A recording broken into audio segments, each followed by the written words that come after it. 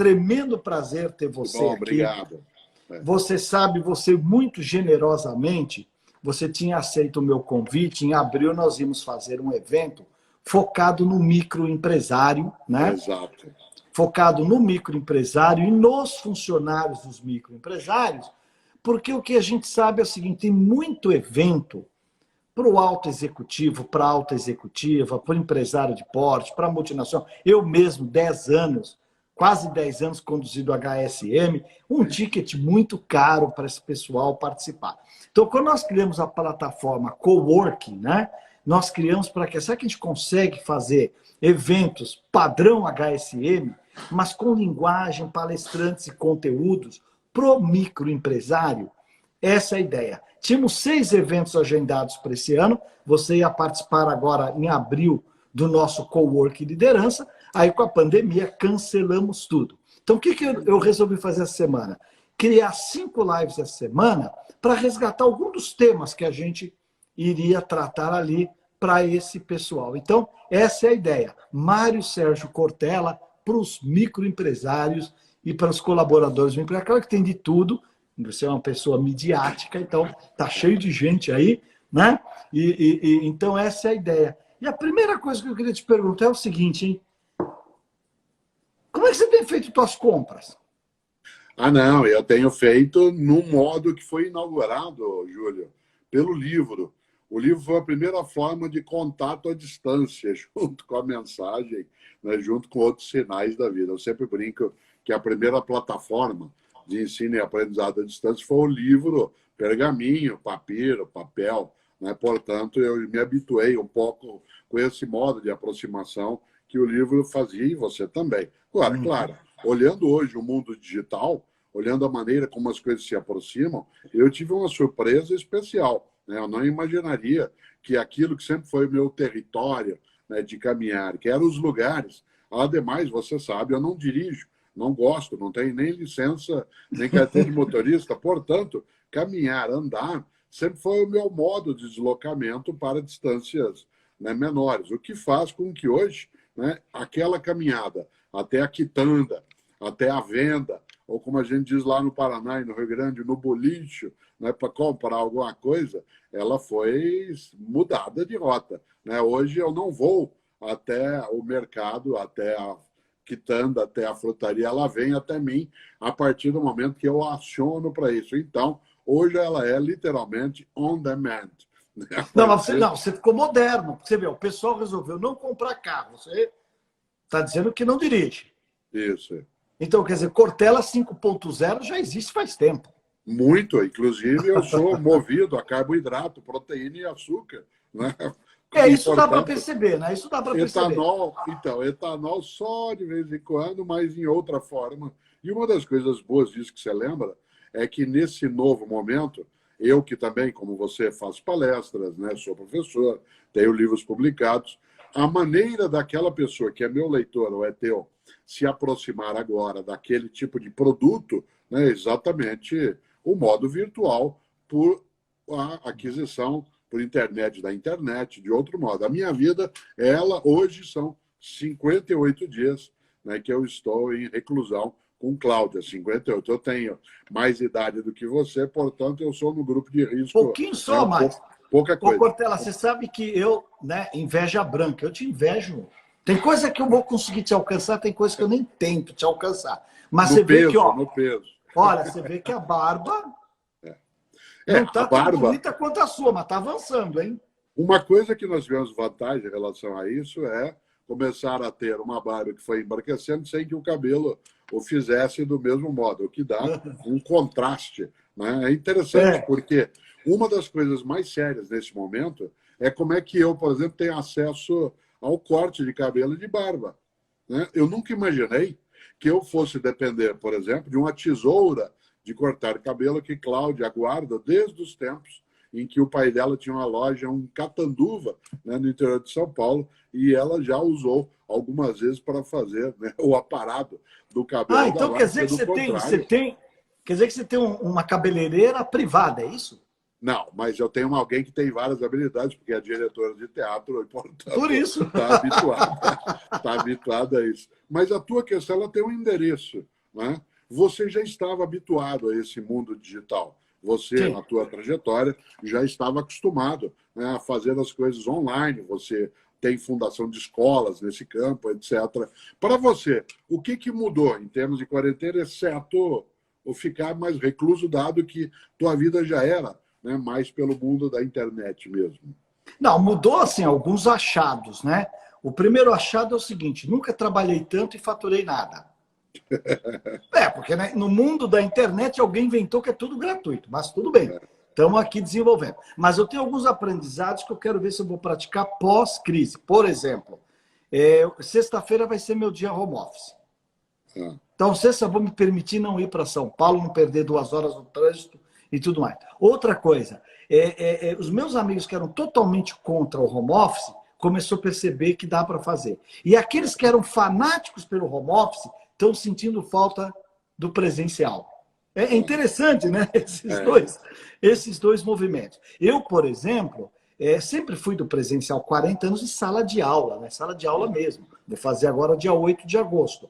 E, por exemplo, aí eu resolvi, aliás, até inspirado mais uma vez por você, aliás, adorei o teu curso de filosofia online, muito bacana, Obrigado. recomendo. Filosofia e nós com isso, chama. Filosofia e nós com isso.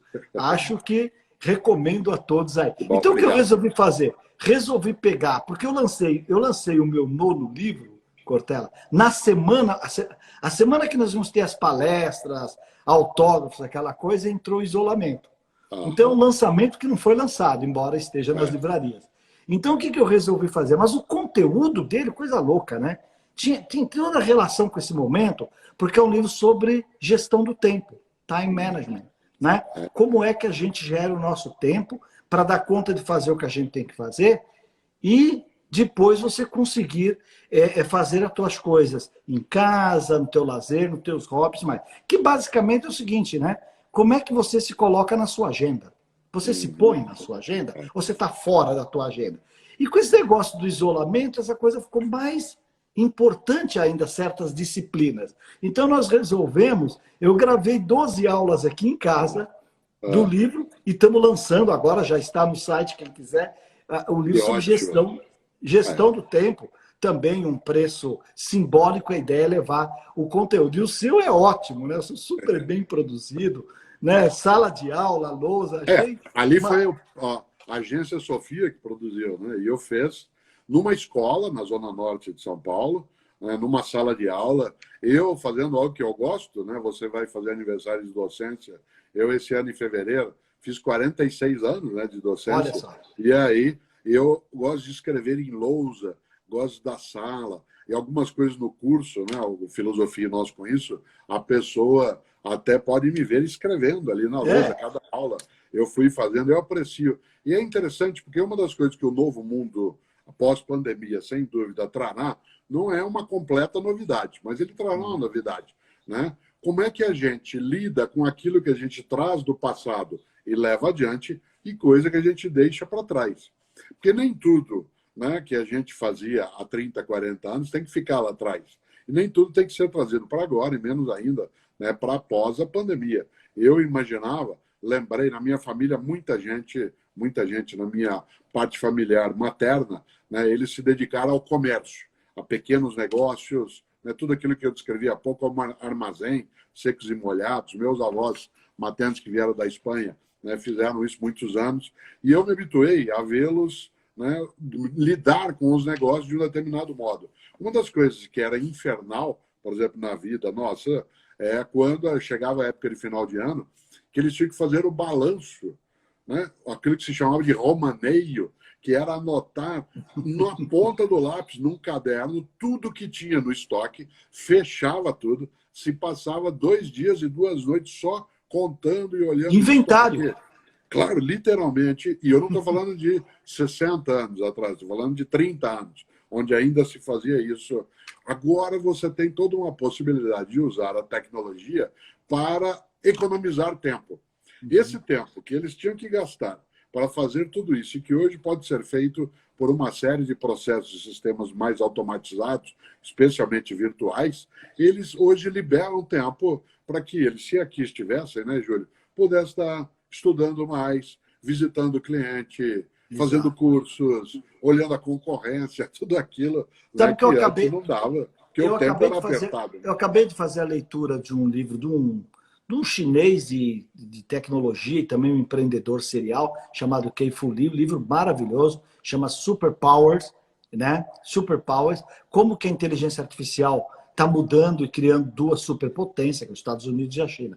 E ele diz o seguinte, quer dizer, não se preocupe com a questão do desemprego, quem vai mexer na inteligência artificial são os seres humanos. E aí ele diz o seguinte, que o pessoal, tanto no Silicon Valley como o pessoal de tecnologia da China, já começa a ver que a liberação do tempo e manter essas pessoas empregadas vai canalizar muita gente para a indústria da educação, do cuidar e dos serviços públicos. Ele acha que são três áreas que não dá para abrir mão do ser humano, quer dizer, o cuidar que ele fala é cuidar do idoso, cuidar da criança, né? Dos serviços públicos, também da questão da educação, já que nem a escola, nem os pais conseguem fazer o ciclo todo da educação. E eu achei interessante que você está falando todas essas atividades são atividades que a tecnologia não vai substituir, né? Uma das coisas mais gostosas é que nós falamos nessa área, você especialmente tem uma formação nesse campo, e numa atividade como essa que nós estamos fazendo agora, a plataforma é virtual, mas a comunicação, o conteúdo, o modo de acesso, o modo de permanência, ele é quase que artesanal, digamos. Nós estamos reproduzindo aqui, por intermédio de uma tecnologia avançada, algo que a humanidade faz há séculos, que é uma conversa. Conversa. Né? Eu, às vezes, brinco, Júlio, que o termo inteligência artificial ele é um pouco relativo. Afinal de contas, pode até ser entendido como sendo artificial aquilo que não está dentro de um ser humano como arcabouço, né? Como invólucro. Mas foi desenvolvida por ele. É claro que a inteligência ali presente ela tem outra natureza, embora eu tenha um temor muito grande de um livro antigo, você chegou a ler um dia, do Michael Crichton, né, que escreveu tudo aquilo que gerou o Parque dos Dinossauros, que gerou obras né, como A Ideia do Tempo, né, e tudo aquilo que mexe, que ele um dia falava sobre pequenos seres de autocomposição a partir da inteligência artificial, algo que assusta, sem imaginar se essa inteligência ganhar autonomia, como Stanley Kubrick colocou lá no 2001, Odisseia no Espaço. Você teme um pouco isso? Porque não é ser substituído até. Você lembrava algo agora de que não haverá uma substituição e, portanto, nós ficaríamos de fora, né, desempregados. Haverá um outro modo de emprego. Mas ficar no sistema não significa necessariamente ter autonomia, né?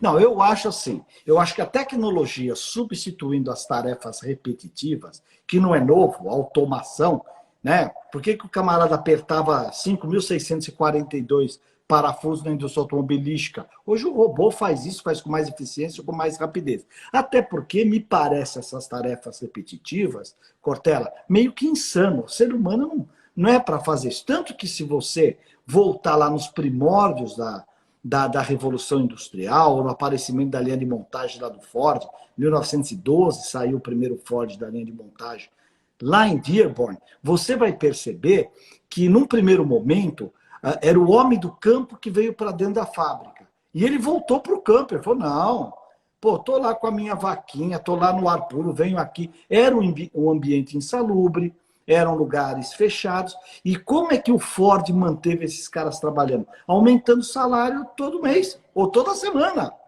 E foi aumentando, até que Weber entra com o conceito, né? Peraí, tem que pensar um pouquinho na empresa humanística e tal. Então, eu acho que a tecnologia, para substituir essas tarefas chatas, repetitivas, e que até condicionam, de alguma maneira, o ser humano, você lembra tempos modernos do Charlie Chaplin, que ele saía apertando o parafuso no ar, né? Eu acho que para isso a tecnologia tem um encaminhamento e uma solução muito boa. O que esse pessoal acredita, principalmente o professor Peter Diamandis e o sócio dele na Singularity, o professor Ray Kurzweil, é que Essa é uma teoria da abundância, que a tecnologia vai gerar tanta abundância que aí talvez nós possamos garantir, olha o Suplicy aí, uma renda mínima mensal garantida para essas pessoas não necessariamente precisarem, não ficarem sem a sua manutenção, o seu dinheiro para o dia a dia, e talvez aí se dedicarem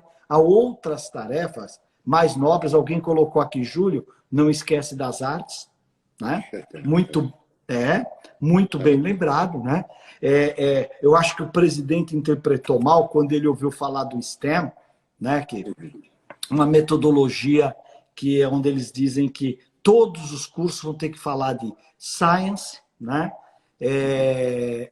Science, technology, STEM, Science, Technology, Engineering e Mathematics. E eu vi uma palestra da ministra da Educação da China que eles acrescentaram lá, e esse STEM virou STEAM, né, como se fosse vapor. Esse A é de artes.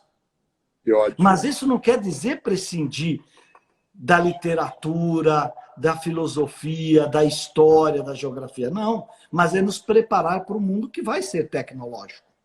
Uma coisa interessante que você lembrou, que eu gosto sempre de retomar, o que me assusta, né, no Tempos Modernos do Chaplin, que logo, logo vai fazer 100 anos. 100 anos. Um século. O que me assusta no filme do Chaplin não é ele, vez ou outra, de modo automatizado, e apertando parafusos no ar, na roupa das pessoas, nos botões dos colegas.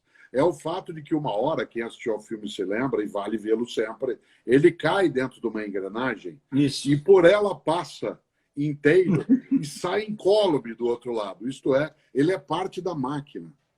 Ou seja, ele não será triturado pela máquina porque ele é parte da máquina. Eu acho se tornou a máquina. Assustador naquele momento e agora também com essa marca. E você fala da tecnologia que poderá liberar tempo, as pessoas terão mais acesso a bens de consumo.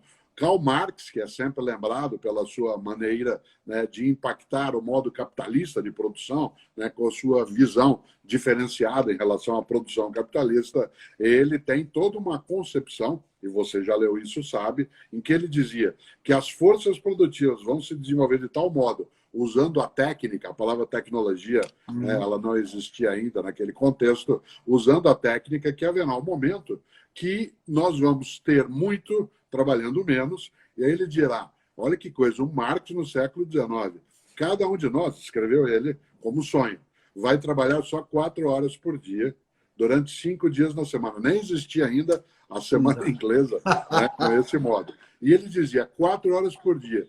E disse, escreveu mais, e o que você fará, né, nas outras 20 horas? Vai repousar, vai pescar, que é um termo que ele usa, né, vai brincar, vai ler e estudar, vai se formar. Do ponto de vista de bens acumulados, eu acho que, em grande medida, a humanidade já tem esse estoque. O que a gente não tem é partilha.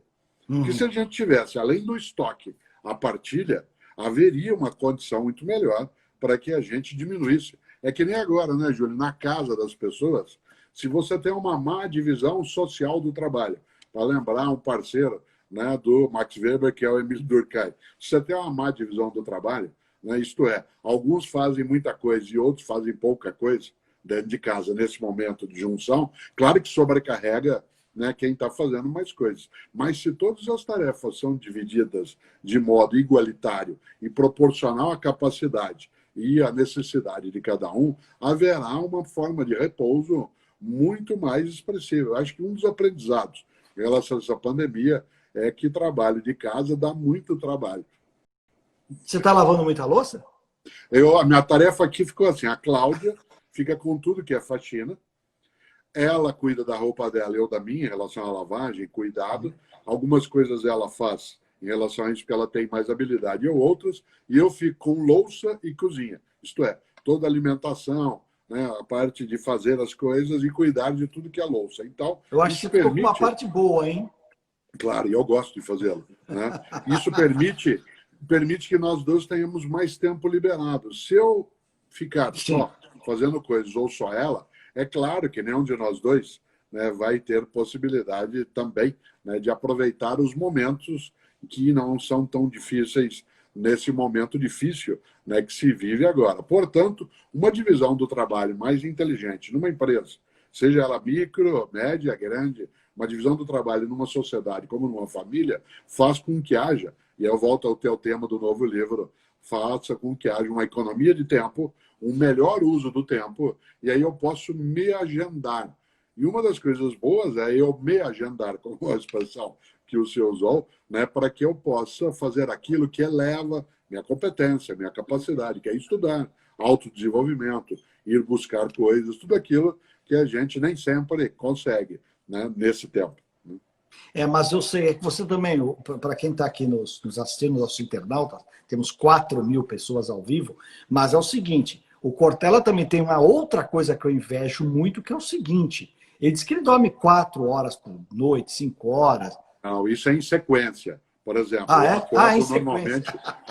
eu acordo normalmente 4:30 da manhã, 5 horas. Esse tempo agora, eu tenho acordado mais às 5 horas. E todos Tem acordado os dias, tarde, então? Não estou acordando tarde, mas eu deito e aí eu durmo sim. 5 horas, 5 horas e pouco, mas eu durante o dia, isso em qualquer momento, com pandemia ou sem pandemia, eu faço aquilo que no Sul a gente chama de dar uma cesteada, né? Isto é, eu sento, não deitado na cama, porque tem pessoas que chegam até a tirar a roupa, pôr pijama, deitado na cama, isso eu não faço. Mas a minha vida inteira, aliás, eu desenvolvi um modo de cochilar após o almoço, não só em casa.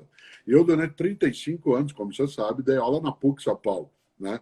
E eu consegui desenvolver uma tecnologia e uma técnica de cochilar após o almoço sentado no banheiro, né? Aquele banheiro que tem aquelas cabininhas, Sim. que você baixava a tampa do vaso, sentava, colocava a cabeça, né, aqui no azulejo e encostava um dos pés, sem colocá-lo na porta, mas fazendo, né, uma espécie de quina, e ali dava para cochilar 15 minutos tranquilamente.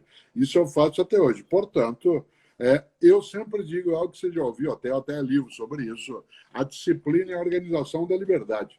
Sim. A disciplina e a organização da liberdade. Quanto mais eu ordeno bem o que faço, mais tempo ficará para que eu faça bem aquilo que eu quero fazer com muito mais prazer e alegria. Poxa, eu devia ter te trazido para a coautoria do livro, porque é exatamente o que está aqui, né?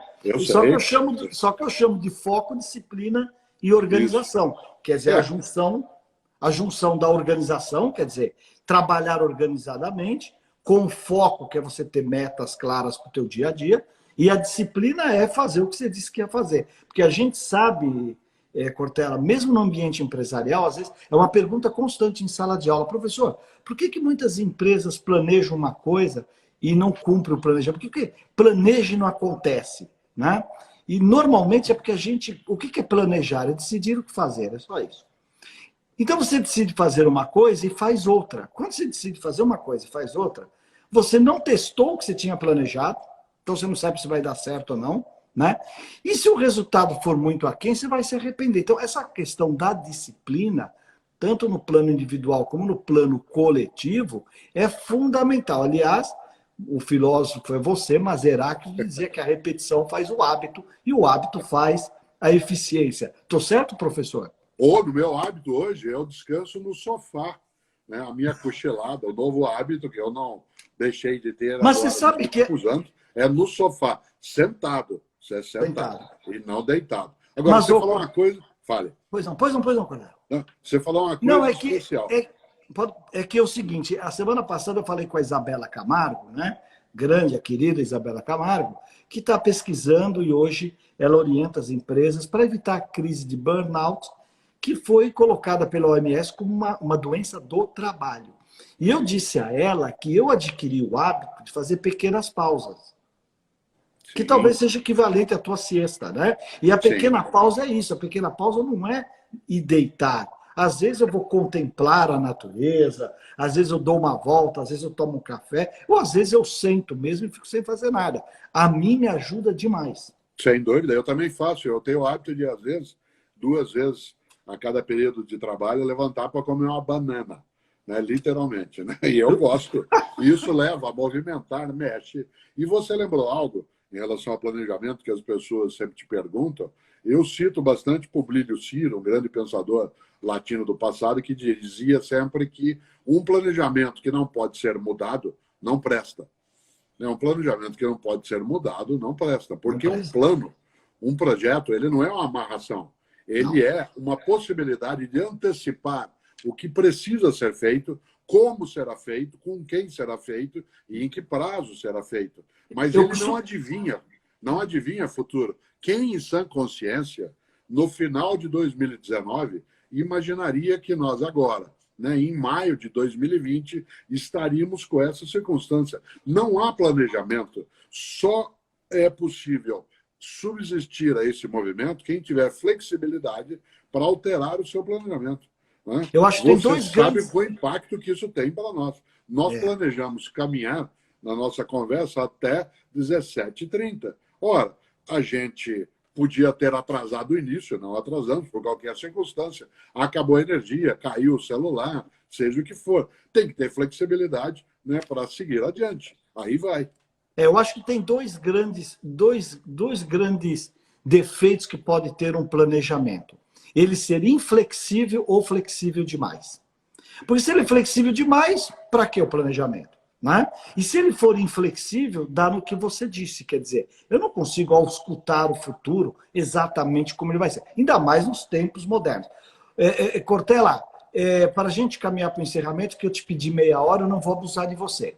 Mas eu tinha uma questão aqui fundamental. Se você tivesse um pequeno negócio, quais seriam as suas preocupações maiores hoje? Que ele fosse capaz de ter perenidade, que ele ficasse no tempo, mesmo que ele fosse pequeno.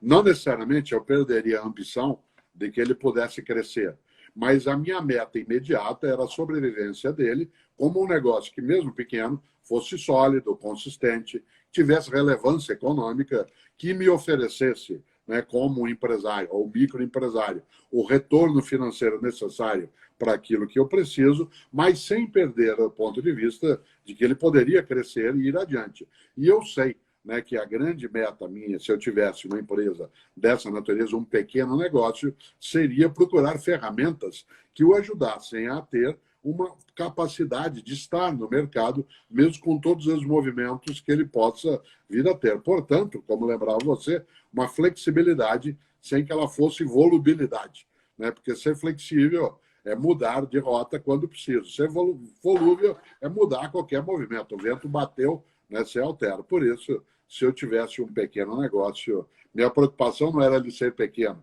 era ele ser, isso sim, um negócio que de qualquer tamanho fosse sólido, relevante, sustentável, sustentado e, ao mesmo tempo, claro, que me oferecesse não só retorno financeiro, mas projeto de vida e alegria.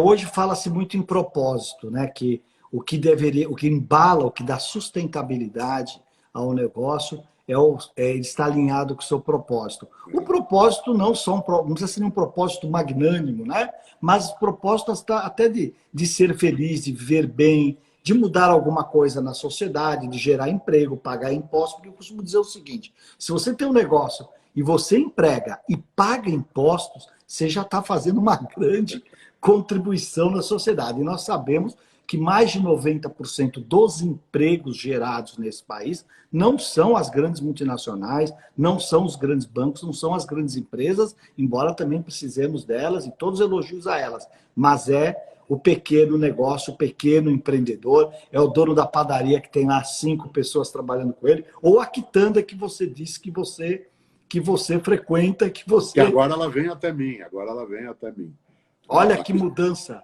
que grande mudança, hein? Exatamente. Cortella, mas isso não tira o meu gosto de ir até ela quando a gente tiver segurança para fazê-lo. Com todo respeito à lógica, olhar ali os produtos, poder, quando no Brasil ainda é permitido, na Europa jamais, apalpar, né, as frutas, né? Na Europa, se você fizer isso, tem que pagar imediatamente. Né? Mas hoje de manhã um amigo meu perguntou, mas e aí? Eu falei, e aí? Tô que nem você, dou minha caminhada, volto e tal. Falou, mas do que você está sentindo falta? Falei, você não vai acreditar, mas da média com pão com manteiga da padaria.